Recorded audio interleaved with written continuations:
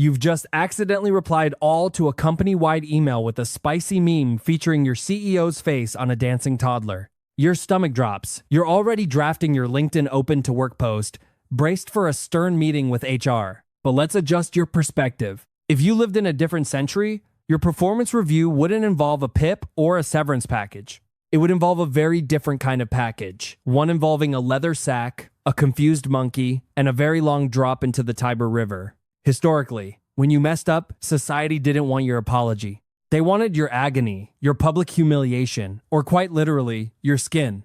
To understand the true scale of consequence, let's start with a relatively mild example. Imagine you've offended the family. In the modern world, maybe you just stopped getting invited to the Sunday barbecue. In the world of the Yakuza, however, remorse has a physical cost, your pinky finger. This is yubitsume, a ritual where you personally amputate a portion of your own little finger to show you're sorry. In the grand hierarchy of historical suffering, this is actually the light version, the slap on the wrist of the punitive world. It's not deadly, and it rarely causes lifelong pain, but it's a permanent, visible recapt of your failure. Moving from secret societies to more common global practices, let's examine physical discipline. If you weren't part of a secret society, maybe your discipline came via the bastonado, where the soles of your feet were beaten with a rod. It sounds like a bad spa treatment, until you realize that excessive application means you're never walking again. Then there's the social death, tearing and feathering. You're covered in hot wood, tar, and feathers, not just to sear your skin, but to turn you into a giant chicken. The goal wasn't just physical scarring, it was to destroy your social standing so thoroughly that you'd wish the tar had actually finished the job. It's the ultimate cancel culture, but with more third-degree burns. Now, what happens before the verdict is even reached?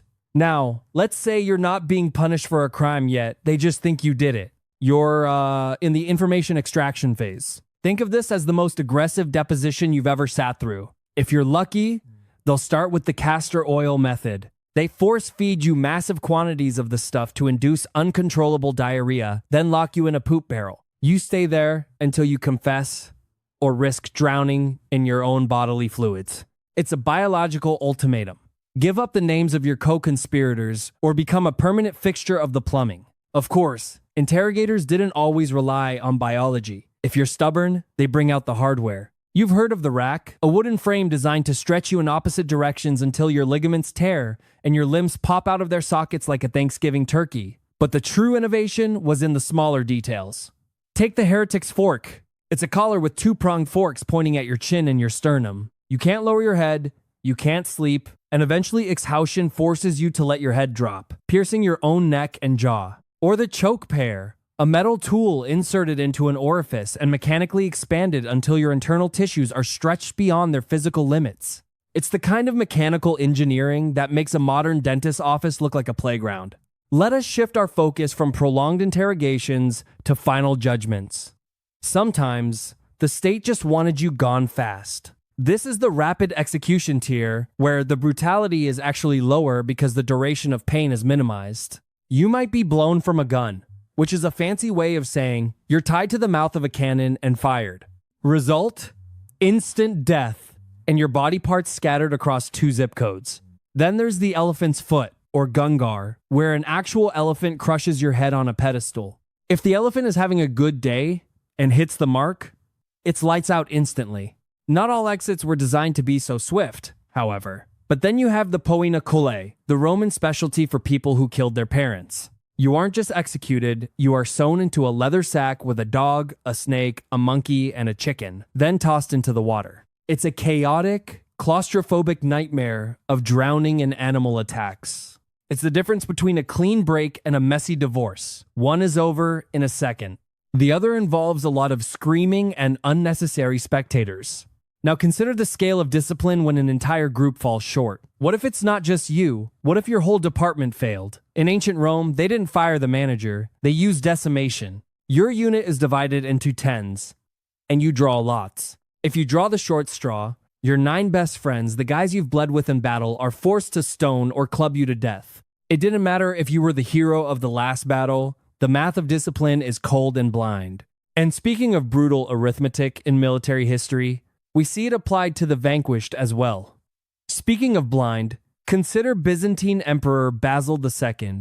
After the Battle of Clydion, he had 15,000 Bulgarian prisoners. He didn't kill them. Instead, he fully blinded 99 out of every 100 men. The 100th man was left with one eye so he could lead his 99 blind comrades back home. It was a masterpiece of psychological warfare. When the Bulgarian Tsar Samuel saw his army of 15,000 men stumbling home, sightless and broken, he died of a heart attack on the spot. It turns out, sometimes the most brutal punishment isn't the one that ends your life, but the one that makes you a living witness to your own defeat. But we must descend further into the darkest depths of deliberate agony. We've now reached the prolonged execution tier, the absolute basement of human history. Here, the goal isn't just death, it's the strategic avoidance of death to ensure you feel every single second of it. The most infamous is Scaphism. You are trapped between two boats, force-fed milk and honey, until you have massive diarrhea, and then smeared with that same mixture to attract every insect in the area. For 17 days, you rot in your own filth, while rodents and parasites eat you alive from the outside in. It's a biological clock that ticks and bites and stings. Alternatively, if nature's slow course wasn't preferred, meticulous precision took its place. If you prefer a more surgical approach, there's lynchy, or death by 1,000 cuts. In one version, knives are pulled at random to slice off non-vital body parts, an ear here, a finger there, until the heart knife is finally drawn. Another version uses a fishnet to make your skin protrude so it can be sliced off systematically. They might even pour mercury into a cross-shaped cut on your head to separate your skin from your flesh. It is the ultimate test of human endurance designed to keep you conscious until the very last sliver of your humanity is gone. Stepping away from the blade, we uncover other macabre fascinations. History had a weird obsession with cooking people. The brazen bull was a hollow metal statue of a bull. You were locked inside, and a fire was lit underneath. As you roasted alive, internal pipes converted your screams into the sound of a roaring bull for the entertainment of the onlookers. Or you could be boiled alive. The merciful version dropped you into boiling oil, but the slow version started with room temperature water that was gradually heated, cooking your flesh from the outside in while you watched the bubbles form. Beyond the flames, pure physical dismantling was equally horrific. Then there's flaying, removing your skin while you're still breathing. Because your skin lacks major blood vessels, you don't bleed out quickly. You stay conscious, dying slowly from shock or infection. For the Vikings, this evolved into the blood eagle. They'd sever your ribs from your spine and spread them outward like wings, then pull your lungs through the openings. At sea, you had keel hauling, where you were dragged under the ship's keel. If you didn't drown, the barnacle-encrusted hull would act like a giant cheese grater, lacerating your body until there was more of you on the ship's bottom than on your own skeleton. In some of the most diabolical designs, even the laws of physics and nature were turned against the condemned. Even gravity was weaponized. The Spanish donkey involved sitting on a sharp-angled wooden wedge with weights attached to your feet until you were literally ripped apart by your own mass. The Judas chair worked similarly, using a pyramid-shaped seat that pierced your vital organs as exhaustion took hold.